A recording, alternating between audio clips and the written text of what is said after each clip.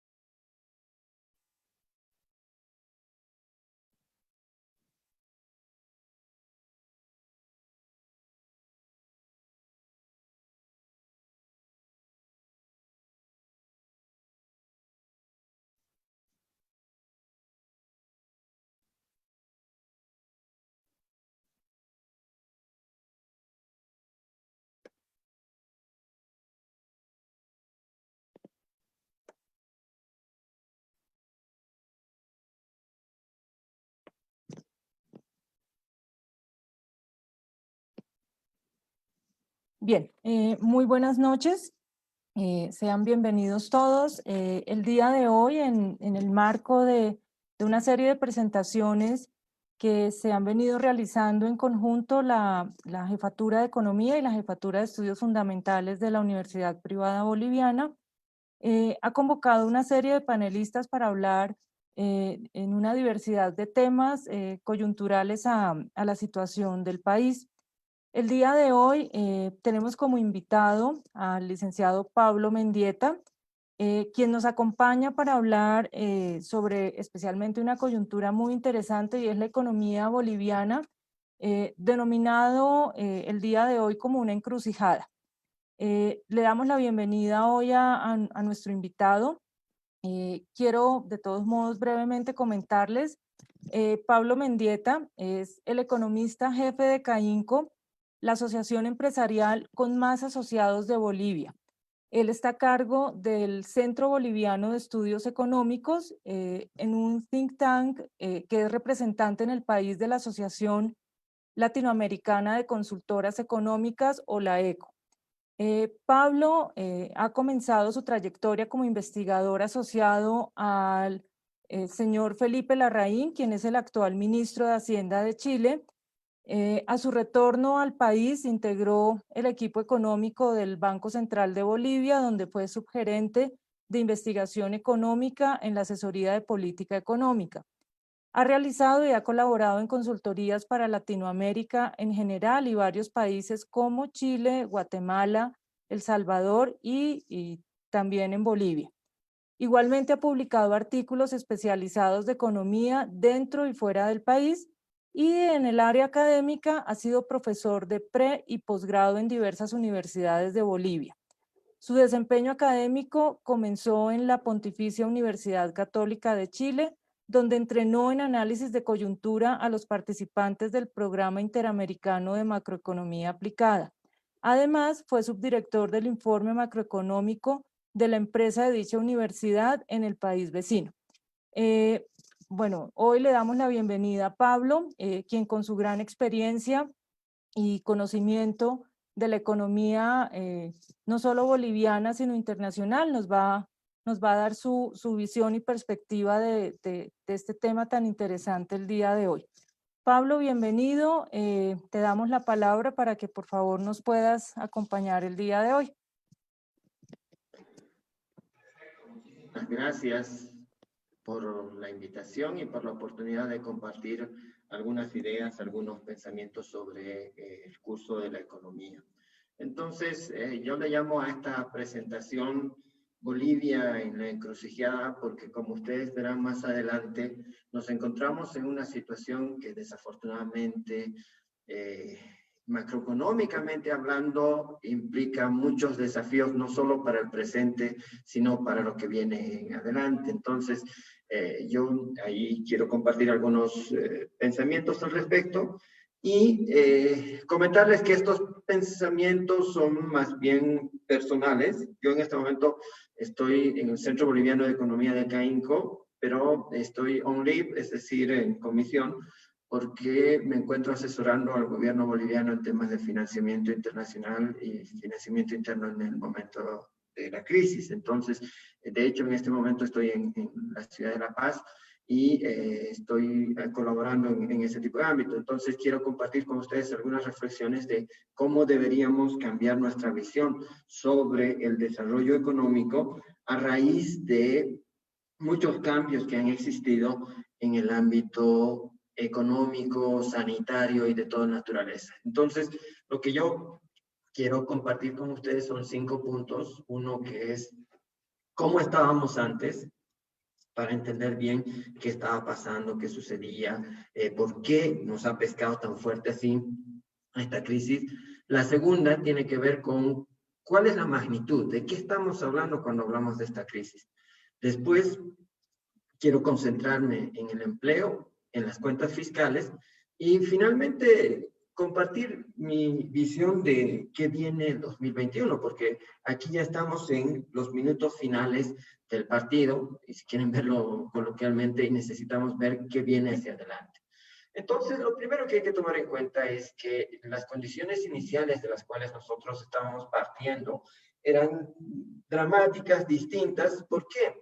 Porque primero teníamos una crisis política que en realidad viene del 2016 y se agrava en 2019, una fragilidad democrática importante y que todavía no estamos saliendo mientras no existan las elecciones y esperemos que todo esto salga bien y que de una vez ya podamos tener un gobierno que tenga mayor peso en la Asamblea Legislativa y todo lo demás. El segundo aspecto es que veníamos ya de una etapa de desaceleración económica en términos de que el crecimiento había disminuido de un promedio de 6 a apenas 2% en 2019. Y en términos de déficit fiscal estábamos ya varios años, como unos 5 años, con déficit fiscal por encima o en promedio a 7%. Para que tengan una idea, más o menos el año pasado estuvimos cerca a los 3.000 millones de dólares, una cosa así. Y luego ya les comento cuánto viene la cifra para este año y para el siguiente. Y creo que las cifras son realmente espantosas. El aspecto siguiente es de que si bien tuvimos una reducción en la pobreza, los indicadores de pobreza disminuyeron, hubo un cierto estancamiento y desafortunadamente, como lo voy a mostrar, algunas cifras de pobreza hoy día son más desalentadoras de lo que eran antes y creo que hay un tema social importante que se va a visualizar con la pandemia. Y un aspecto que no es menor, que tiene que ver con la baja capacidad sanitaria. Tomando el ranking, el Global Health Security Index de la Universidad de Johns Hopkins, básicamente nosotros vemos de que en preparación de la salud, es decir, health, esa nota que está aquí, 14,9, estamos con una nota realmente baja en términos de poder copar, hacer frente a esta pandemia. Y creo que ese es un aspecto que hay que tomarlo en cuenta. Entonces, estábamos con esa situación y por eso es que la famosa consultora Oxford Economics nos colocaba en un análisis que hizo como el país más vulnerable a la pandemia, por cuestiones sanitarias, por cuestiones económicas y por cuestiones estructurales como de diversificación. Entonces, realmente nos pescó la pandemia en un momento muy complicado con situaciones extremadamente malas.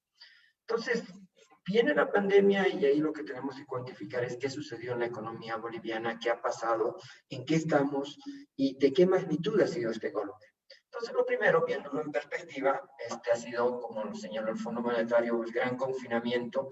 Ya no podríamos hablar de cuarentena, porque hablar de cuarentena sería 40 días, pero aquí se nos han ido varios meses y esto supera cualquier cosa que nosotros habíamos imaginado. Y este lockdown o confinamiento ha implicado una caída aproximada de 5% en el PIB mundial y de 9% en el PIB sudamericano. Entonces, una de las características, a diferencia de las anteriores crisis, es que esta es una crisis que ha sucedido en varias partes primera cosa que hay que tomar en cuenta, de manera casi sincronizada, y antes por lo menos uno tenía la opción de decir, bueno, mira, yo estoy en crisis, pero tal región no está en crisis y yo podría exportarles a ellos o podría hacer algunos negocios con ellos, alguna cosa de esa naturaleza. Entonces, esto nos cambia totalmente la forma de ver el crecimiento, porque en octubre, y de hecho hace un año, Bolivia, digamos el FMI esperaba que crezca 4, Latinoamérica 3 y el mundo 4.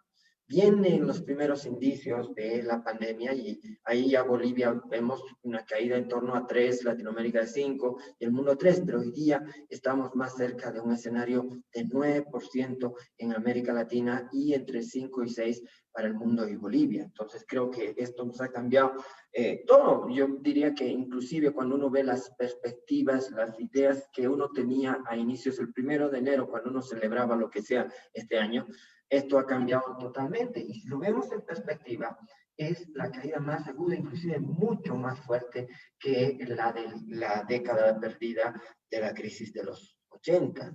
Entonces, fíjense que en un año estamos retrocediendo muchísimo sobre esto y de esta forma, entonces es algo que nos ha cambiado totalmente. A ver, aquí voy a poner puntero. Perfecto. Entonces, fíjense acá que esta caída no la hemos visto desde el año 51, desde que tenemos cuentas nacionales, y es una caída realmente dramática. A nivel de Bolivia, ya tomando las cifras del primer trimestre, lo que nosotros vimos es que básicamente hubo una caída como de 0,6 en el primer trimestre del año, y eso claramente ya venía por tanto la desaceleración de la economía como los primeros efectos del COVID en los últimos días de marzo. ¿Cómo vemos hoy día la actividad ya con datos del mes de julio? Básicamente vemos de que hay una caída de 8%, ¿no? Acumulado, es decir, los primeros 7 meses la actividad económica ha caído 8 puntos, y esto es, si ustedes ven, una docena, porque poniéndonos en 4 y aquí 8, son 12 puntos que ha caído la actividad económica en este periodo. Y hay algunos sectores que han sido más afectados que otros. Por ejemplo, aquí están minerales, que han tenido una caída específicamente por San Cristóbal y todo lo demás, en torno a 40%, la construcción, un tercio de la actividad, un quinto en la parte de transporte, y así, excepto agropecuaria y comunicaciones, por razones obvias, el resto de los sectores ha sido afectado al respecto. Ahora, lo que sí podría decir, y para no sonar tan fatalista, es de que el mes de abril fue un mes muy duro para la actividad, con una caída, según el índice global, de como 22%, pero ya al mes de julio, la actividad ya estábamos hablando de cifras en torno a 6,8, una caída de 7. ¿A qué me voy? Que la caída la vamos a seguir teniendo en el año, pero no a la tasa que hemos visto en abril y mayo. El comercio exterior igual tuvo un bajón fuerte, si ustedes lo ven acá, de que nosotros estamos en torno a 700 y de repente esto se convierte en 300. Hemos recuperado, pero no a los niveles de antes. Y voy a hablar más adelante sobre este aspecto. Entonces, todas las cifras nos hacen prever que vamos a estar en torno a 6%. Probablemente, inclusive, algunas cifras nos dicen que podamos estar un poquito menos de 6 en términos absolutos. Entonces, eso nos puede dar algo de tranquilidad, pero igual hay que estar pendiente al respecto. Pero en perspectiva, fíjense que esta caída, suponiendo este 6,2 que ha sido previsto por el BCB, el Ministerio de Economía, el Ministerio de Planificación, en términos de años, es una caída mucho más aguda que cualquiera de los años 80. ¿Okay? Y aunque en acumulado la de los 80 para nuestro caso fue mucho más dura. Pero acá el aspecto es que ha habido un efecto en el empleo. Entonces, y en ese sentido, digamos, primero viendo en América Latina, hablamos como de dos cosas. Uno, que ha aumentado el desempleo. Hay muchas personas que han perdido su trabajo a causa del COVID y del confinamiento, pero una cosa que también nos tiene que llamar la atención es que hay muchas personas que han dicho, mira, yo perdí mi trabajo, y no creo que lo vuelva a encontrar rápidamente. Y a eso le llamamos en economía la hipótesis del trabajador desalentado. Entonces, la tasa de desempleo en realidad, si nosotros consideraríamos ese grupo, sería más alta, porque no es solo que han caído esos 13 millones de empleos, sino estamos hablando de un número más grande. En el ámbito boliviano, el porcentaje en el mes de julio, esto ha llegado a 11,6, que estamos hablando de como 420,000 personas, y sobre esa base de esos, como 200,000 son desocupados por la cuarentena. El Instituto de Estadística tuvo el tino o el acierto de incluir la pregunta de ¿usted por qué lo despidieron? Por coronavirus. Entonces ya sabemos, como tenemos una idea de cuánto ha sido el efecto en el ámbito urbano. Esto es la tasa de desempleo abierta en el ámbito urbano. Y es mucho más alta, como ustedes pueden ver, que las experiencias que tuvimos antes, inclusive desde que tenemos un registro relativamente adecuado de las cifras de empleo en las últimas 3 décadas. Un aspecto que ha sido mucho más conflictivo durante esta época es que muchas personas que querían trabajar no pudieron hacerlo. Y en esto ustedes pueden ver que en algún momento 2 millones de personas en abril y mayo no pudieron. O sea, no es que salieron del mercado laboral, simplemente que no podían trabajar. Hoy día, afortunadamente, ese número es 400,000 en el mes de agosto, me refiero, ¿no? En términos de esta limitación que impone la cuarentena. Y ya hay algunos indicios de recuperación en el mercado laboral. Quiero mostrar una cifra que es a julio, no es la última de agosto, pero en esta, estamos hablando en el caso boliviano de 700,000 personas afectadas por coronavirus, de las cuales los que fueron despedidos son como 300,000 y los otros 400,000 son personas que dijeron yo no voy a encontrar trabajo, así que en esa línea no voy a buscar. Esto es fundamental, ¿por qué? Porque todo hace prever de que a futuro, en los siguientes meses me refiero, pese a esta disminución que nosotros estamos viendo, que está acá, digamos de 6, pueda aumentar la tasa de desempleo o pueda seguir por encima de los 2 dígitos en los meses que vienen, porque esa gente algún rato va a tener que volver a buscar trabajo. Ahora, otra cosa que también hay que ver acá es que pensemos lo siguiente, ¿cuántos se necesita en el país para cubrir los ingresos? Y acá vemos como la planilla, lo vamos a poner así, mensual entre formales e informales, y hablamos como casi 10,000 millones de bolivianos. Fíjense de que en el mes de abril y del mes de mayo, esto cayó a 3,000, casi un tercio, un poquito menos. En junio ya se recupera algo más y la cifra que aquí no está, pero en agosto esta cifra ya sube como a 6,000 millones de bolivianos. Ahora, ¿por qué esta cifra es importante? Porque si yo quisiera, por ejemplo, que todas las personas tengan un ingreso parecido al que ellos tenían antes de la cuarentena, yo necesitaría inyectar al mes por lo menos unos 4,000, 5,000 millones de bolivianos, ¿no? Y solo como para que ustedes tengan una idea, todos los bonos que se han dado están en torno a los 4,500 millones, incluyendo renta de dignidad, si estoy en lo correcto. Entonces, ese es un tema que hay que ver. El otro aspecto fundamental es que aquí ha habido un retroceso y no en el sector informal. El sector informal estaba con 1.700.000 y al mes de julio volvió a tener ese 1.700.000. Pero el sector formal, fíjense que bajó de 840 a un poquito menos de 700,000. Entonces estamos hablando de una caída muy fuerte en el empleo formal, un efecto que realmente va a costar recuperar este golpe, este tremendo choque que tenemos. Entonces, hasta este punto lo que hemos señalado es de que primero estábamos mal preparados por esta crisis. Segundo aspecto, que esta crisis ha sido de magnitud comparada históricamente y todo lo demás, además en el mundo sincronizada, si quieren verlo. Y el tercer aspecto, que tiene efectos dramáticos en el mercado laboral, pero no es el único ámbito. El otro que quiero comentar es el de las cuentas fiscales, con las cuales estoy bastante familiarizado por el trabajo en el que estoy desarrollando. Entonces, fíjense acá, tienen al primer semestre cuánto eran los ingresos del año pasado, como unos 55,000 millones de bolivianos. Este año se preveía, en el programa fiscal de inicios de año, que íbamos a tener ingresos de 58,000, pero ¿cuánto hemos tenido? 37,000 millones de bolivianos de ingresos, con una caída de 10,000 millones en impuestos, de unos 6.000 a 7.000 en hidrocarburos y también de otros ingresos. Entonces, esto ha sido un sacudón para el sector público en términos de menores ingresos que no han sido reflejados en los ingresos. En los ingresos, fíjense que la caída es como de 61.000 a 48.000. La parte que es salarios, remuneraciones, se mantiene sin movimiento.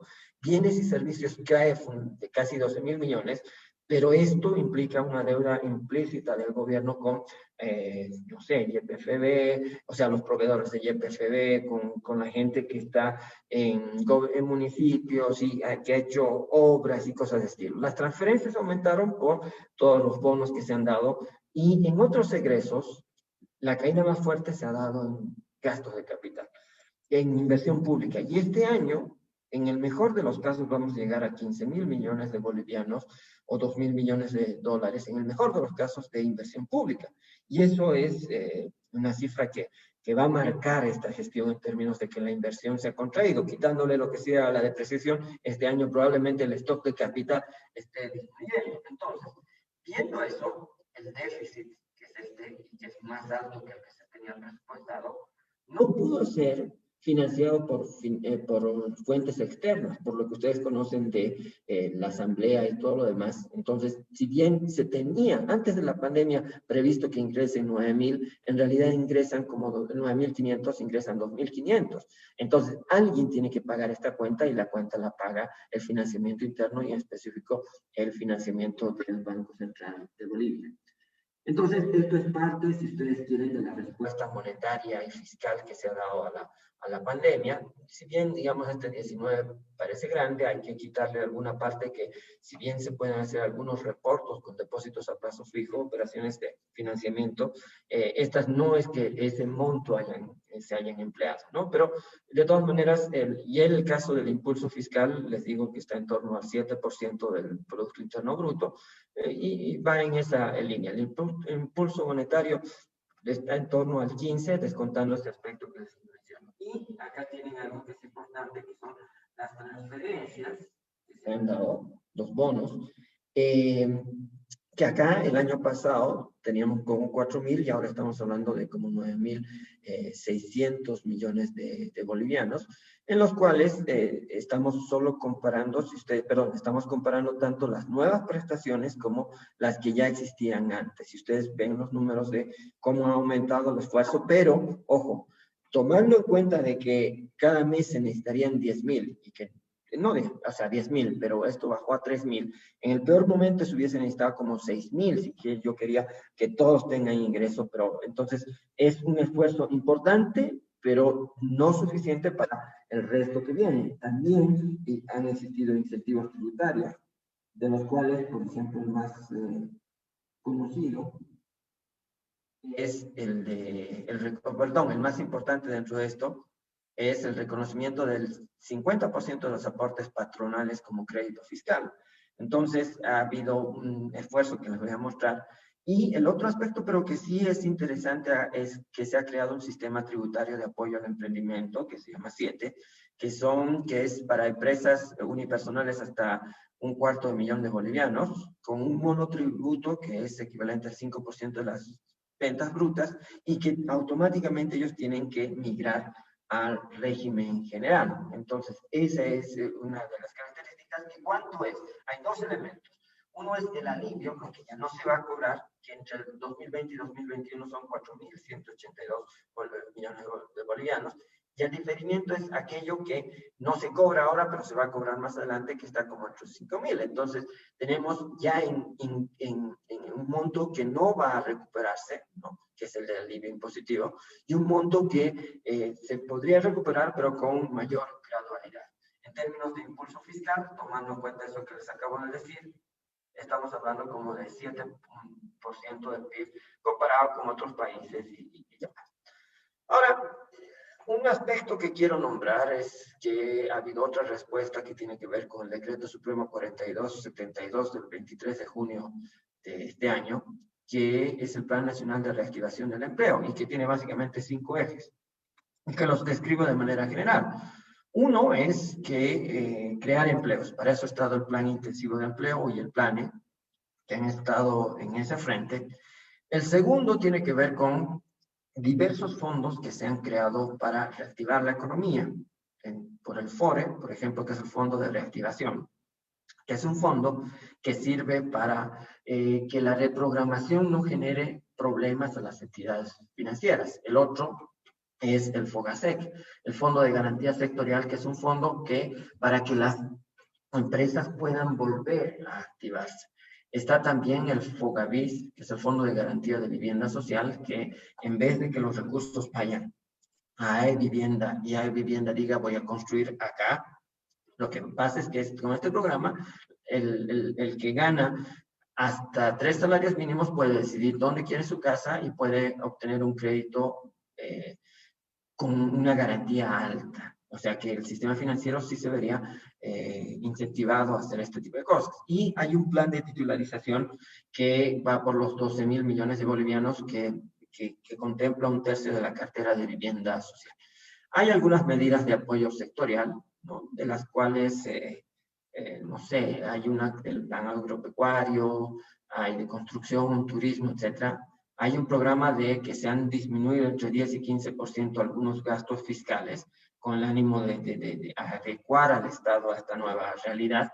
Y hay un fondo de 3.900 millones que sirve para incentivar la producción de bienes y servicios nacionales, que tiene un fondo de garantía, que es el FOGAVISEN, Fondo de Garantía de Bienes y Servicios Nacionales, y que eso se obtiene del encaje legal. Ahora, si este plan se implementaría con toda su extensión, estamos hablando como un plan de 5.000 millones de dólares, que apoyaría como a 600.000 empresas y preservaría 4 millones de empleos. Aquí yo tengo que ser bien claro que estamos hablando de preservación. O sea, no es creación. Esto no va a crear empleos. Esto es simplemente decir cómo hacemos que las empresas no estén tan complicadas, ¿no? Ahora, ¿cuál es el problema dentro de esto? El problema serio es que aquí tienen los distintos fondos con los montos implícitos, y para que un poco más o menos tenga una idea, los que tienen azul en estos pequeños turriles de agua son aquellos que tienen fondos, ¿no? Como el Programa Intensivo de Empleo, de Inversión Pública, de incentivo a la producción nacional, y el amarillo es aquellos fondos de garantía que tienen capacidad de apalancamiento. En algunos casos puede ser inclusive 10-1, como en el caso del FOGAVIS, ¿no? que tiene esa capacidad, ese potencial. Pero aquí en blanco están los que han sido creados pero no tienen fondos. Entonces, uno de los problemas serios de este decreto es que los instrumentos están, pero los recursos no. Y no están porque uno necesita para esto una inyección de recursos del exterior. O sea, si retrocedemos un poquito, nosotros vemos que para todo este plan necesitaríamos como 35.000 millones de bolivianos. Y eso no se los cuenta, hay todo un problema político que está detrás de eso. Entonces, los instrumentos están. Algo que mencioné en una conversación similar a la de ahora hace unos días, era de que el siguiente gobierno no va a tener luna de miel. No va a ser como una luna de miel que siempre tiene un nuevo gobierno, en que tiene 100 días para pensar qué va a hacer o cosas de ese estilo. No, va a tener que en pocos días posesionar nuevas autoridades y utilizar lo que existe, porque miren, yo les digo por experiencia, crear estos fondos ha tomado por lo menos 2 meses. Entonces, imagínense de que viene un nuevo gobierno y que quiere empezar de nuevo, o sea, eso sería realmente trágico. Entonces, ya en esta parte final de la exposición, quiero hablar sobre la Bolivia que nos espera en 2021. Y si bien nosotros hemos estado con una visión específica de el crecimiento, desarrollo, inversión pública, lo que viene en adelante va a ser totalmente distinto. ¿Y por qué totalmente distinto? Primero, porque hoy día es como si Bolivia se hubiese encogido en torno a 10 o 12%. O sea, de hecho, el PIB nominal, si lo vemos desde una perspectiva, el PIB nominal hoy día está en torno a 37.000 millones de dólares, por debajo de los 43.000 que teníamos el año pasado. Entonces es como si hubiésemos perdido un quinquenio, y lo voy a explicar un poco más adelante, pero primero que estamos ante una Bolivia más chica. El otro detalle, y esto, perdón, se refleja en que si lo vemos en términos de PIB por habitante, PIB per cápita, estamos hablando de un retroceso de 5 años. O sea, esta caída que tenemos hoy nos lleva más o menos al 2015. Y la vamos a poder recuperar bajo ciertos supuestos recién en el 2024. Entonces, imagínense, es como si hubiésemos perdido 5 años así de golpe y con una situación totalmente distinta, diferente y todo. En términos de, por ejemplo, endeudamiento, aquí tienen la deuda externa neta. ¿En qué sentido? En el sentido de que es la deuda externa a la que le quitamos las reservas internacionales.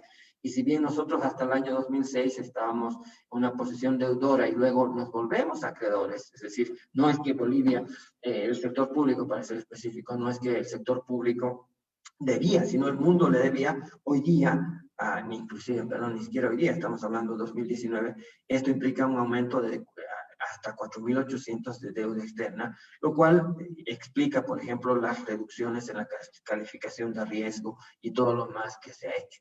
Un aspecto que también hay que tomar en cuenta es que la pobreza va a subir. Estas cifras que tienen ustedes son hasta el 2019. Es probable que se hagan algunas simulaciones y demás, pero algo que sí me llama la atención, y haciendo un pequeño paréntesis, es que las cifras de pobreza, desafortunadamente en el caso de la pobreza moderada, fueron maquilladas porque no hubo una actualización de la canasta básica, si ustedes quieren, con la cual se calcula la pobreza monetaria. Entonces, en ese sentido, pues descubrimos de que nosotros éramos por lo menos 5 puntos porcentuales más pobres de lo que en realidad pensábamos que era. En el caso de la pobreza extrema no hay tanto problema. Obviamente, estas cifras van a tener un incremento importante en 2020. Y creo que ese va a ser un desafío bien grande en términos de conflictividad, desigualdad y muchos otros aspectos que vienen acá. Pero un aspecto que va a ser complicado para la gestión que venga es que este año, si se cumplen los supuestos del programa fiscal financiero, estamos hablando de 35.000 millones de bolivianos de déficit. Y, o sea, 12 a 13% del Producto Interno Bruto. Esto no considera el bono hambre. Con el bono hambre esto podría ser 14% aprox. Pero si antes pensamos que esta tendencia iba a ser decreciente, es decir, de 7.2 bajar a 6.6, 5.4 y 4.4 en 2022, hoy día las perspectivas para el año se ven en un déficit por lo menos de 8% del PIB y que podríamos reducir a 6% el año 2024. Entonces, ¿qué tenemos? Y en eso soy totalmente sincero, cualquier partido político que diga yo voy a bajar impuestos, sinceramente no veo el campo para hacerlo, porque lo que más se va a requerir a los siguientes años es financiamiento. Y para el año vemos necesidades de financiamiento de 25.000 millones de bolivianos, mucho más alto que inclusive que el año 2019. Entonces, eso implica que vamos a requerir recursos externos, alguna otra fuente, porque la fuente interna ya se va a agotar ya por distintos aspectos. Entonces, de hecho, estamos hablando de una brecha fiscal de 5.000 millones de dólares entre el 2020 y 2024, y lo que va a tensionar las finanzas públicas, la inversión pública y muchos otros tipos de gastos, y entonces realmente viene una situación que es bastante complicada. Frente a eso, y ya para finalizar, ¿qué se tendría que hacer? Si bien aquí tengo un problema con el título, debería decir en el corto, no mediano plazo, pero bueno, en el ámbito, yo coloco esto en 3 dimensiones: institucional, estabilidad y productividad. En la parte institucional, pese, por ejemplo, a que los 14 años anteriores fue el mismo gobierno, lo curioso es de que cambiaron muchísimo las autoridades. Este año han cambiado 2 o 3 veces. Entonces necesitamos un sector público que tenga jerarquía, que esté institucionalizado. ¿Por qué? Porque no importa si es un ciudadano, un empresario, un trabajador, cuando tiene muchos interlocutores distintos, resulta difícil pues el tener ese diálogo público-privado.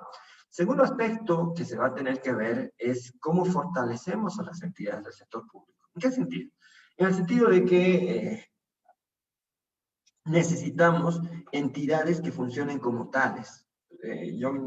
Tal vez el término, como lo voy a pronunciar, está mal traducido, pero estos son unos isomorfismos, no me acuerdo el segundo término, pero es lo siguiente. Es que tenemos instituciones, ¿no?, que parecen que son, ¿no? O sea, pensemos, no puede ser Contraloría, Justicia, estoy nombrando así al azar, que tienen todos los elementos, pero no cumplen los requisitos de estas instituciones. Entonces, si yo no tengo, por ejemplo, la institucionalidad, la tengo que importar. ¿Qué significa eso? Misiones de asistencia técnica. El tercer aspecto tiene que ver con leyes clave, por ejemplo, leyes de estadística, leyes del Banco Central, entre las principales que puedan dar cierta institucionalidad a lo que viene adelante. El otro aspecto tiene que ver con institucionalidad y necesitamos un sector público que se acomode a una realidad distinta. Esto ya no es el momento en el que uno podía plantear planes de inversión de otra naturaleza y decir, vamos a hacer el gran servicio de esto, vamos a tener esta otra cosa. No, eso ya no, eso ya cambió.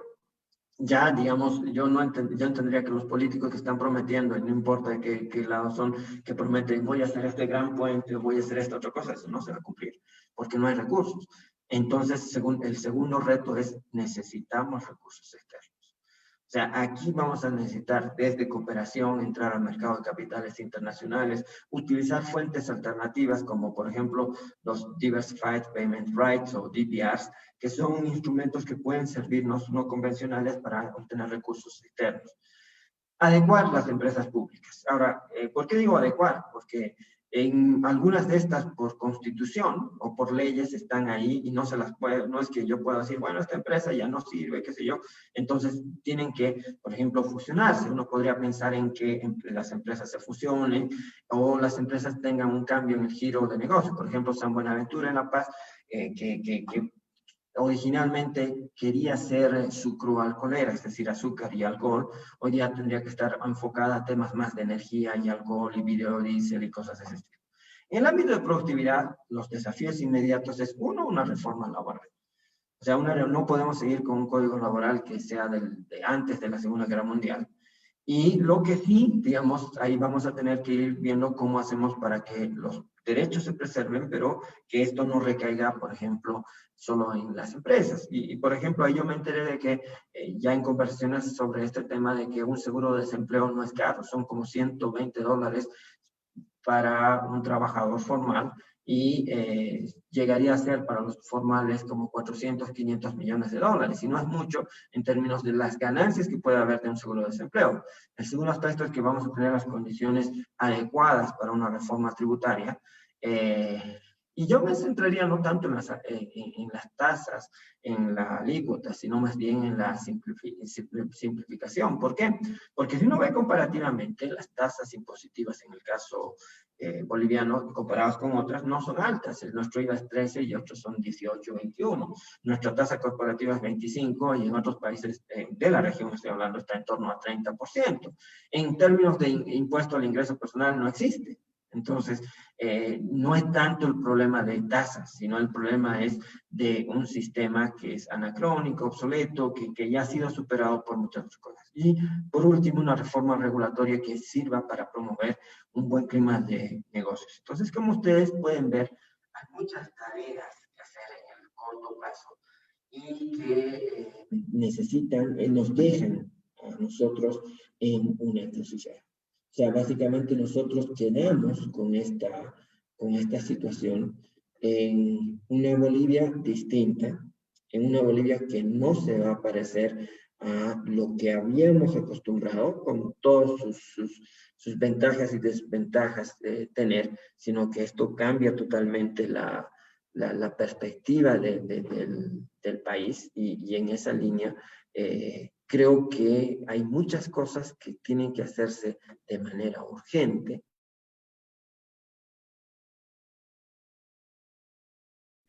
Hay muchas cosas que tienen que hacerse de manera urgente en los siguientes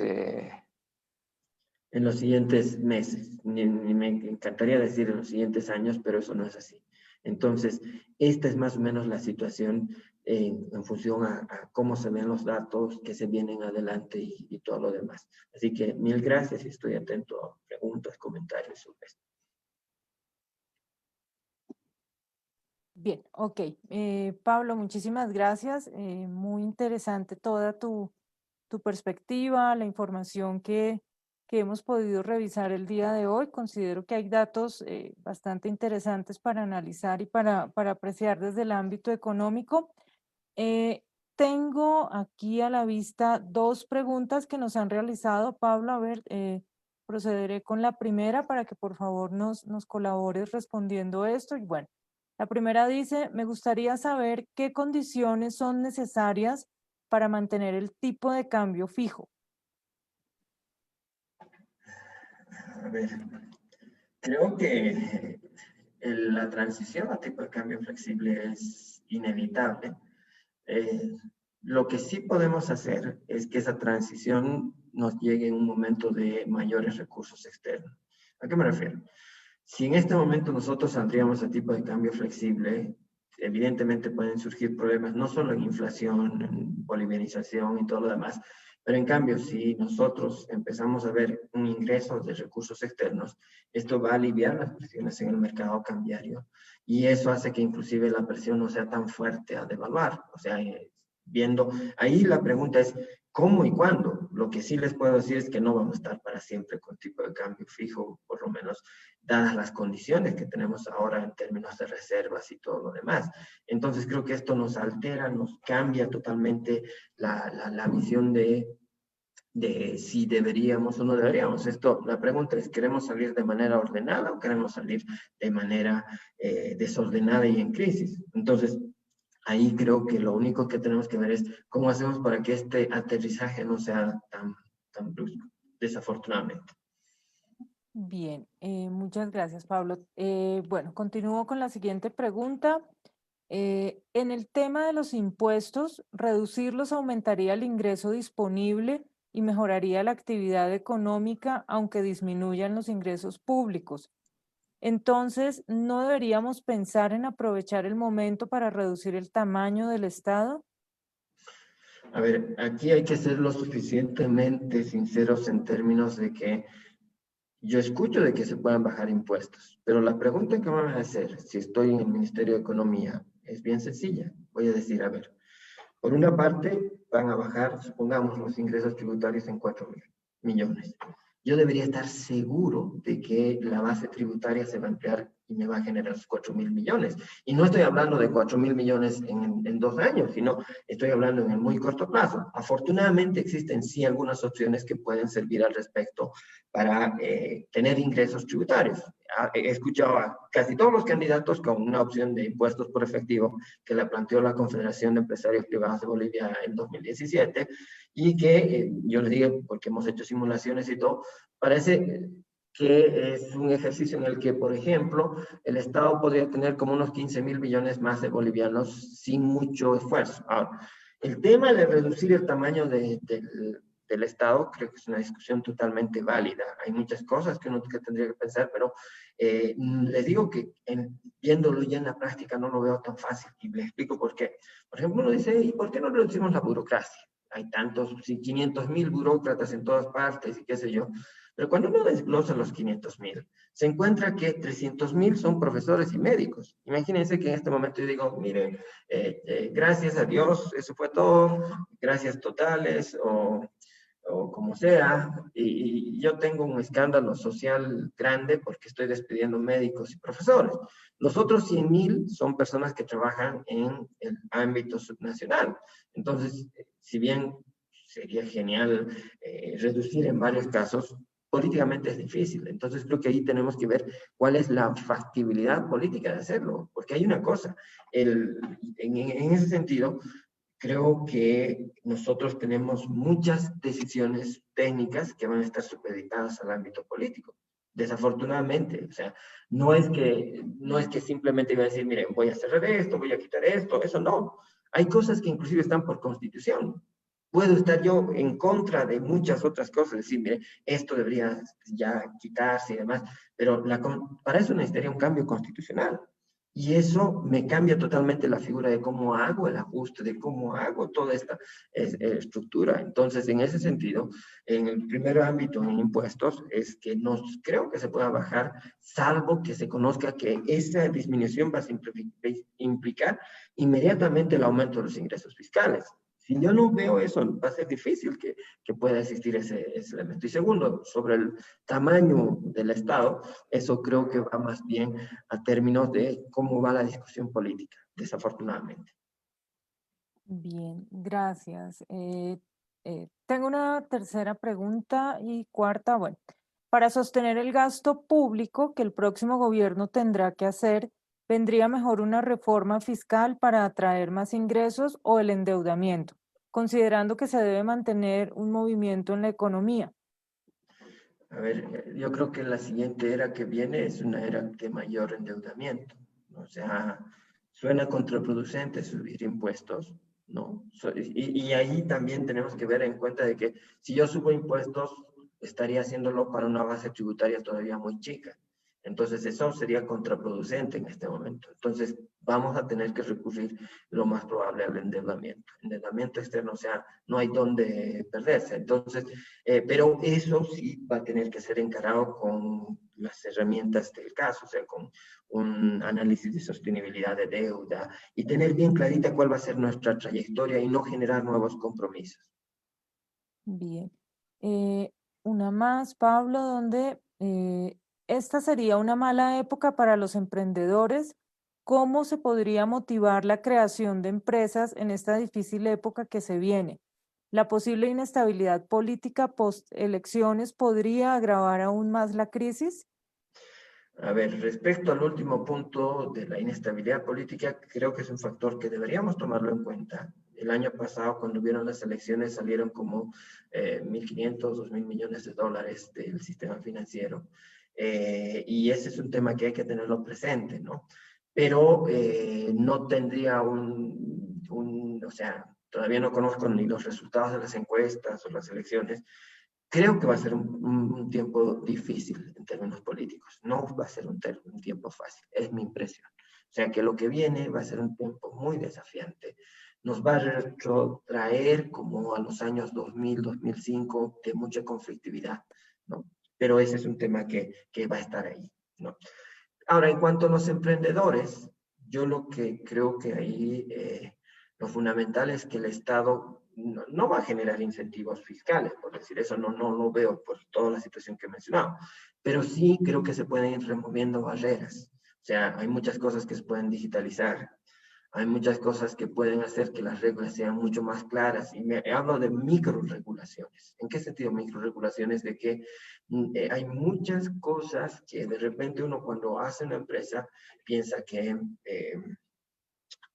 podría ser rápido.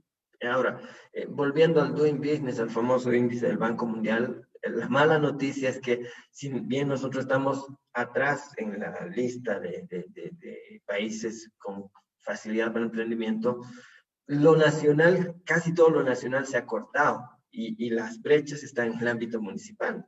Entonces, si yo quisiera hacer una reforma para decir, quiero mejorar el Doing Business, tendría que ir a enfocarme a municipios y a otro tipo de cosas. Entonces, ahora, si es una época de mejorar productividad, todas las empresas lo están haciendo.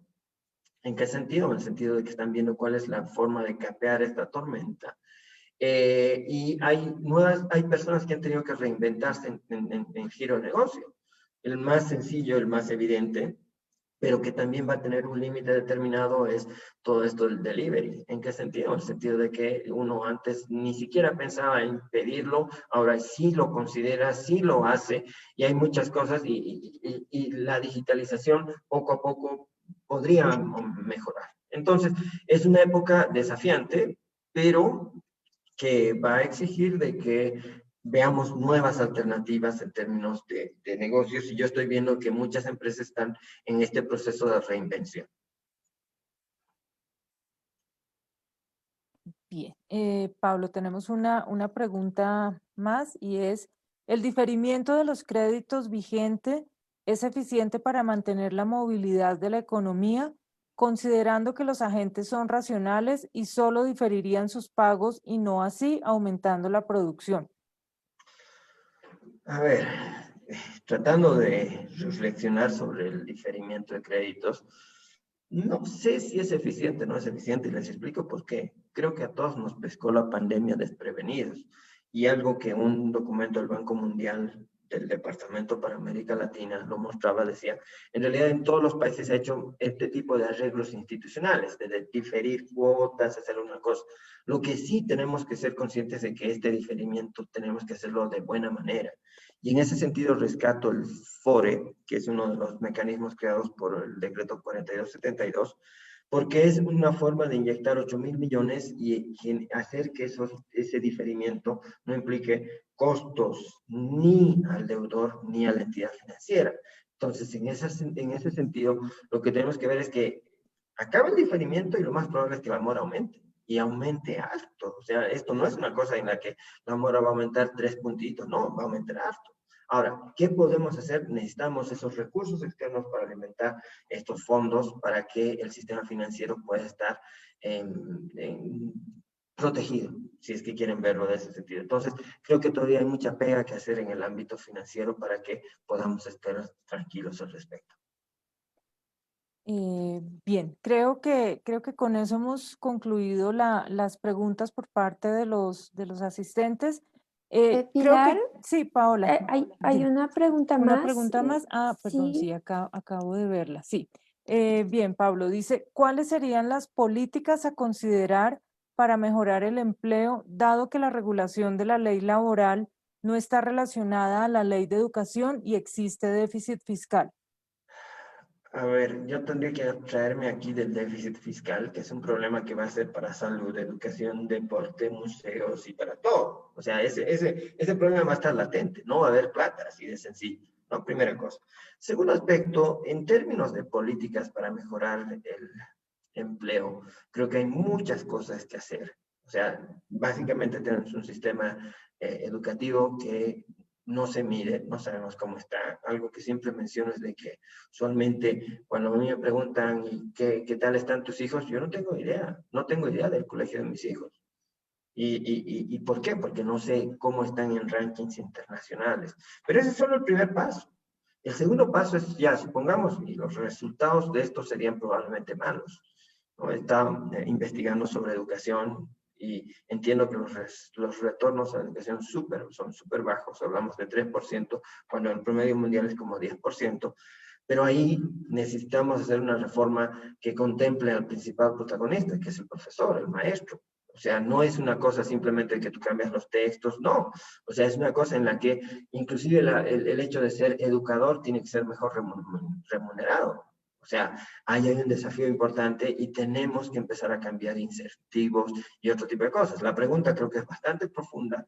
Hay muchas cosas que tenemos que hacer. Creo que al principio, los primeros 2 años vamos a estar viendo cómo sobrevivimos, pero vamos a tener que reflexionar qué hacemos para que la educación no brinde conocimientos, sino más bien habilidades. Es un tema que es delicado, pero que se tiene que dar el primer paso. Eso es lo que respondería a esta última pregunta. Bien, ok, gracias, Pablo. Yo tengo una consulta adicional ya por parte mía y es, considerando todo el esquema de subsidios, de bonos que maneja, que ha manejado en los últimos años el país, ¿cuáles son las acciones inmediatas o cómo sería ese proceso de esta parte económica en el manejo como tal de estas herramientas? En este momento creo que nuestra política social estaba llena de muy buenas intenciones, pero ha disparado a todas partes, ha regado así de manera general, pero necesitamos empezar a medir el impacto y hacerlo ya de manera seria, con todas las técnicas que brinda ya la ciencia económica al respecto, que se ha avanzado altísimo en estos años. El segundo aspecto es empezar a focalizar, empezar a ver, decir, oye, ¿por qué tendría que llegar a esta persona y no a esta otra? Yo en eso, por ejemplo, creo que hay problemas serios en el bono que nos cuesta más caro, el bono más caro que tenemos es la renta dignidad. Pero hay algunos problemas en términos de diseño. Y aquí, repito, lo importante es preservar que las personas tengan ese ingreso y todo lo demás. En eso no hay división. Pero, por ejemplo, ese bono llega a las personas que sobreviven más. Y las que sobreviven más son las que tuvieron mejor educación y que salud los primeros años. Entonces, si quieren verlo, es un bono regresivo desde esa perspectiva, ¿no? Segundo, no tendría por qué darles a todos. Yo conozco y desafortunadamente experiencias directas de personas que utilizando la renta de dignidad mejoran la cartera, cambian el celular, qué sé yo, y que a ellos no tendría por qué llegarles. O sea, en una situación en la que ellos no necesitan. Entonces creo que en el ámbito de políticas sociales hay muchísimas cosas que hacer. O sea, ahí necesitamos utilizar en el ámbito económico necesitamos políticas serias y ya no solo centradas en buenas intenciones. Bien, ok. Creo que ya no tenemos ninguna pregunta más. Pau, ¿alguna consulta adicional o...? Gracias, Pilar. Bueno, no, creo que te ha quedado todo muy claro. Simplemente agradecerte, Pablo, por la exposición que nos has hecho. Va a resultar ser muy beneficiosa para nuestros alumnos. Y bueno, espero que podamos tenerte nuevamente para ver los avances que se están realizando desde tu puesto de trabajo temporario en el gobierno. Mucho éxito en todas tus actividades y adelante. Gracias, Con Pilar. gusto, muchísimas gracias. Creo que lo que viene en adelante es un periodo muy difícil, pero que va a necesitar de muchos economistas y de muchos economistas que puedan brindar las mejores respuestas disponibles a todo lo que viene. En este momento hemos estado haciendo muchas políticas basadas en el tufo, en el hígado, en el corazón, qué sé yo, y necesitamos empezar más políticas en evidencia y no empezar a crear unos mapas mentales medios raros, no importa en qué dirección van. Desafortunadamente, encuentro muchas utopías que son totalmente legítimas, pero que ya centramos, la pregunta es, ¿qué vamos a comer? O sea, haciendo una analogía con que hoy día ya no tenemos dinero, entonces ahí vamos a tener que ir a preguntas básicas y les digo que quienes están asistiendo a esto, que creo que la profesión, me refiero a los economistas, tenemos muchas respuestas que debemos dar. Porque si no, vamos a seguir con mucha histérisis, inercia. Es más, yo creo que ahí, y finalizo con esta reflexión, creo que uno de los problemas, y eso lo han apuntado muy bien los premios Nobel, Abhijit Banerjee y Esther Duflo, tenemos que desterrar 3 obstáculos para el desarrollo. Ignorancia. En ese sentido, digamos, durante muchos años, y no solo estos 14, 15, 20 años, hemos estado sujetos al buenismo. ¿Y qué es el buenismo? El buenismo es que uno elige para determinados puestos buenos tipos, buenas personas, pero muy bien intencionadas, pero que no saben nada. Entonces, en ese sentido hay un problema serio, ¿no? Que no necesariamente las personas correctas están donde deberían estar. En segundo lugar, tenemos que desterrar, por lo menos en aquellas cosas que tenemos evidencia, la ideología, porque la ideología nos pone muy Bolívar Strongest, Blooming, Oriente, qué sé yo, y que al final de cuentas nos nublan, o sea, nos hacen creer tanto nuestras ideas que nos gustan y llegamos a enamorarnos de estas ideas. Había un premio Nobel de medicina, pero una eminencia en términos de metodología, Santiago Ramón y Cajal, que decía que nuestras ideas más bien deberían encontrar en nosotros fiscales en vez de abogados defensores. Y el tercer aspecto, inercia, de hacer las mismas cosas siempre. ¿Usted qué hace? El cuadro 2775. ¿Por qué? Porque ahí en mi manual está el cuadro 2775. Entonces, creo que es una hora en la que deberíamos emplearla y creo que los economistas tenemos muchas cosas que decir al respecto. Quedo muy agradecido y atento a cualquier convocatoria posterior. Bien, muchas gracias, Pablo, y gracias a todos por estar presentes el día de hoy.